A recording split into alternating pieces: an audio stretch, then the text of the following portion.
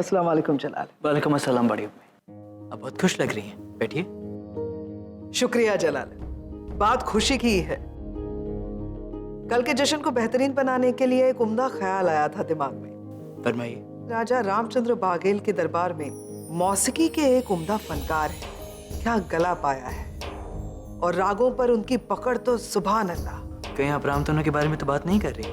बेशक, हमने भी सुना है उनके फन के बारे में, लोग दीवाने हैं उनके मौसीकी के। बस हम सोच रहे थे अगर वो यहाँ आकर अपने मौसीकी का जादू बिखेरे तो। ये तो बड़ा ही उम्दा ख्याल है बड़ी अम्मी। रामतनु बहुत ही उम्दा कलाकार है, उन्हें खास तौर पर बुलावा भेजा जाएगा। जाती तौर पर अपनी फरमाइशें उन्हें बताई जाएंगी। सारा इंतजाम हम करवा देंगे अगर आपकी इजाजत हो तो। इजाजत है बड़ी अम्मी। शुक्रिया जलाल, खुदा हाफिज। अल्लाह हाफिज।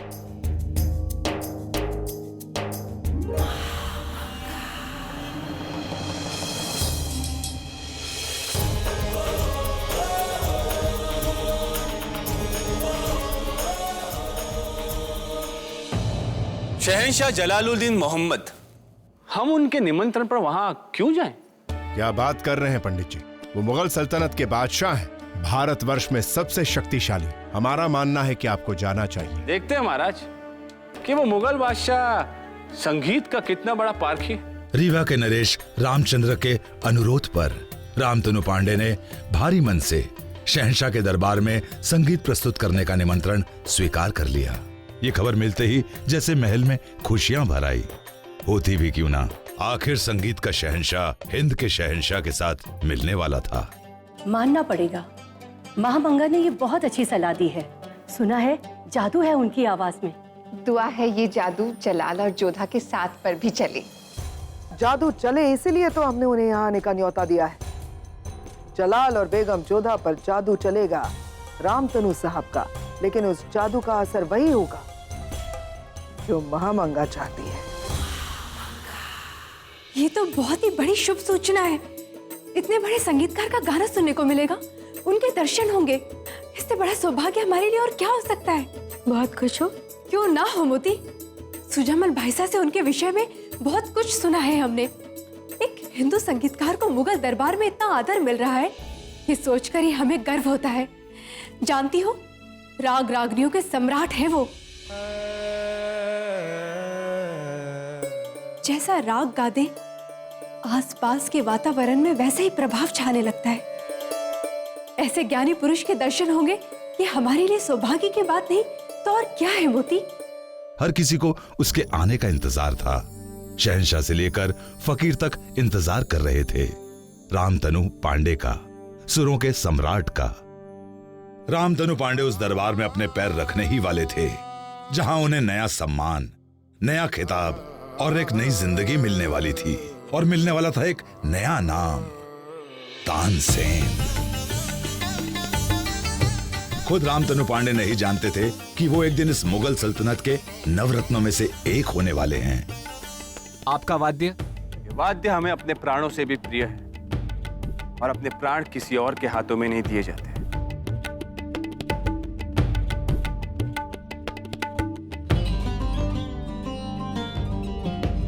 मौसीकी के बादशाह का हिंदुस्तान के बादशाह के दरबार में इस्तकबाल करते हैं हम।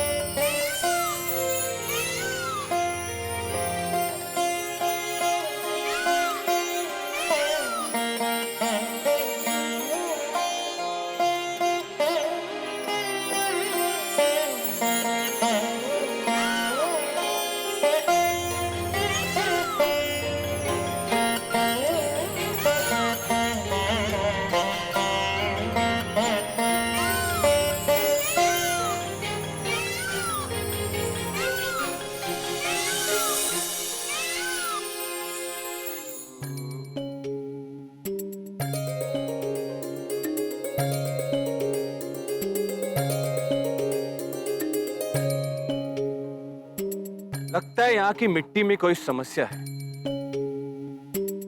हमारी जूतियां खराब हो गई। चलो।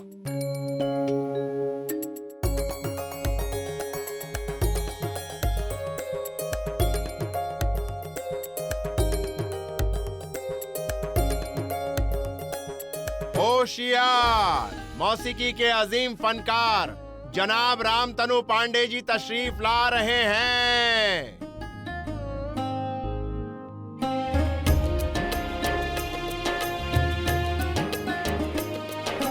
देख रही मलिका, कितने दीवाने हो रहे सब इस कमैये के।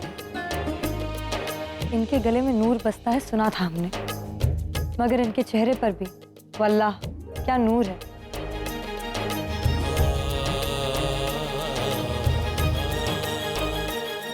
ये क्या बिना समय का राग गा रहे हैं आप लोग?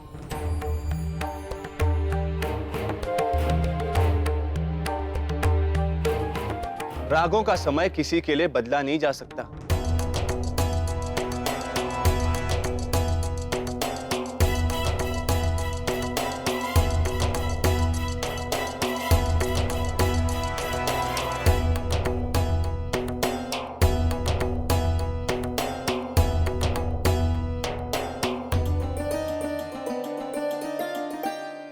मुगल दरबार में हम रामतनु साहब का इस्तकबाल करते हैं। जैसा सुना था आपके बारे में ठीक वैसा ही पाया आपको। आपके बारे में भी जैसे सुना था बिल्कुल वैसे ही देख रहे हैं आपको शहंशाह।